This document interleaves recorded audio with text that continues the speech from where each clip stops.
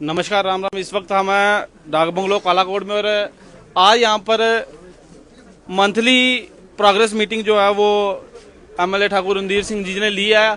हम जानना चाहेंगे कि इनसे कि क्या मीटिंग में कितनी प्रोग्रेस जो है वो एक मंथ में आपको दिखी और किस तरह का ब्यूरोक्रेट्स का आपके साथ सहयोग रहा।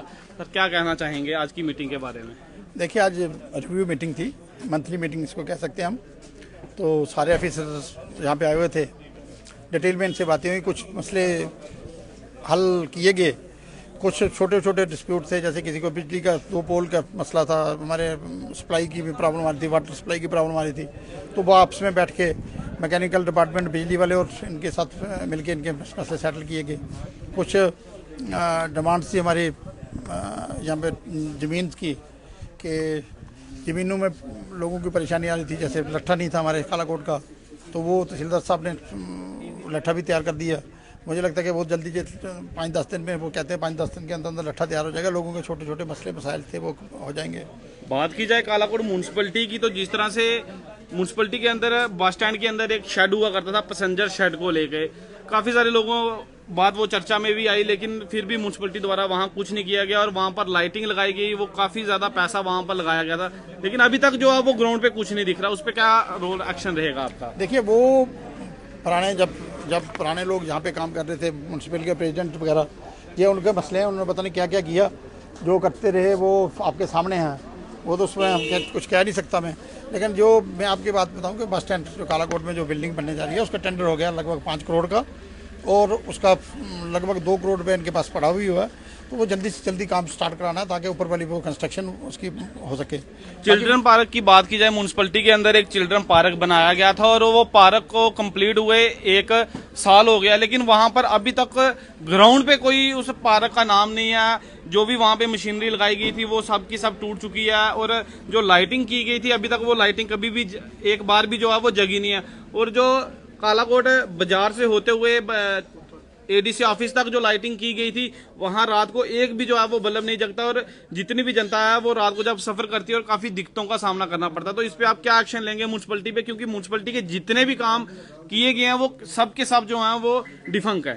देखिए, जब ये कर रहे थे, जब ये पाथ बन रहा था और लाइटें फिट कर रहे थे, तो ये एक शकूफा दिखाने के लिए सिर्फ लोगों को बेवकूफ़ कैसे बनाया जाता है। लाइटें लगाई, पोल लगा दिए, तो नई नई लाइटें चली।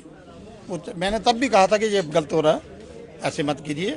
लाइटें लगा दे, फ्लड लाइटें लगा दो, जहाँ पे जरूरत है वहाँ पे इस लाइन में 2-4-5 लाइटें लग जाती, तो वो फ्लड लाइट का बेसिक है, शकूफा दिखता नहीं था।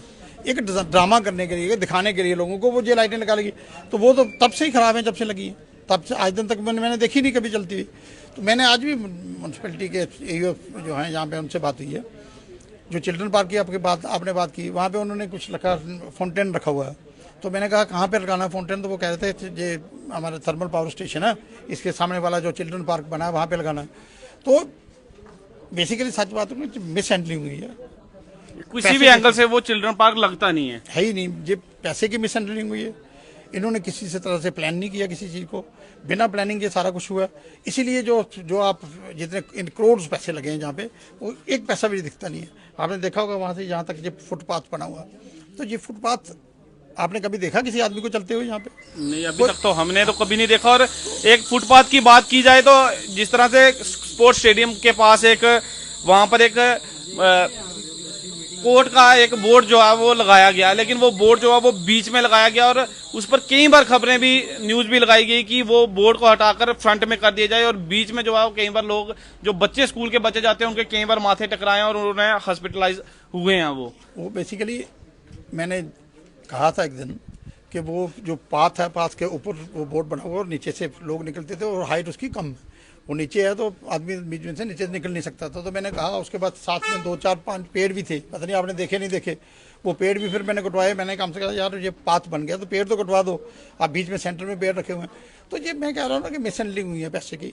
जितने फंड्स जो जहाँ पे यूज़ किए हैं, इस्तेमाल किए हैं, बेसिकली मुझे समझ नहीं आ रही कि कौन करता रहा, कैसे करता रहा, कौन प्लानिंग करता रहा। बेसिकली जो प्लानिंग करते रहे उन लोगों को नॉलेज नहीं थी, बिना नॉलेज के काम हुआ और पैसे का, गवर्नमेंट के पैसे का सत्यानाश हुआ, पैसे का मिस हैंडलिंग हुई है।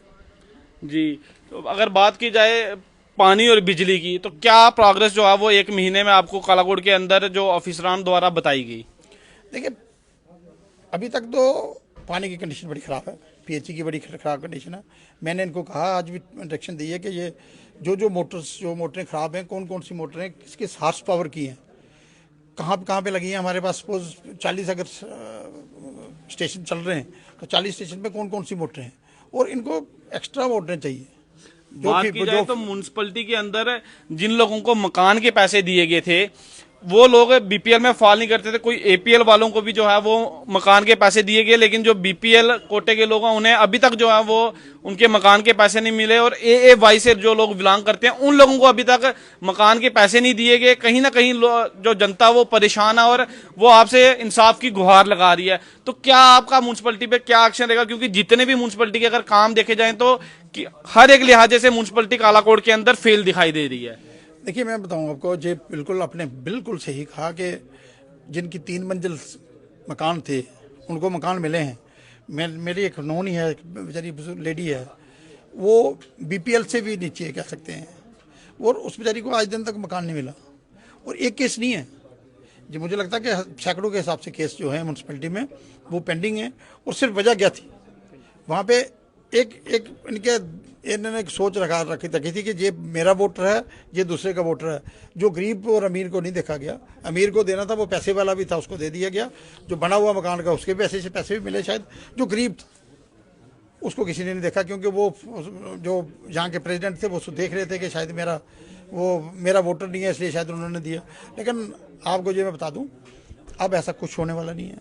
अब जो डिज़र्व करता है उसको मिलेगा। जो गरीब का हक है वो मैं दिलाऊंगा। मैं यहाँ पे बैठा हूँ, कोई म्यूनसिपैलिटी कोई पावर कुछ नहीं कर सकती। हम गरीब का हक मिल के रहे करोगे। जी शुक्रिया जी। इस समय हमारे साथ ठाकुर रणधीर सिंह जी थे और इनका साफ तौर पे कहना है कि जो म्युनिसिपैलिटी के अंदर काम हुए हैं वो काम जो हैं वो बिल्कुल डिफंक हो चुके हैं। और बात की जाए चिल्ड्रन पार्क्स की, चाहे वो बिजली पानी की बात हो, हर एक समस्या जो है वो म्युनिसिपैलिटी के अंदर आ रही है। और इन्होंने अश्योर किया गरीब लोगों के लिए, कहा कि जिनको अभी तक मकान के पैसे नहीं मिले हैं उन्हें मैं यहाँ पर बैठा हूँ और हर एक गरीब की बात जो है वो सुनी जाएगी। इसी तरह की न्यू अपडेट्स के लिए आप देखते रहिए लाइव वायर, और मैं आपका भाई तुषार रावत।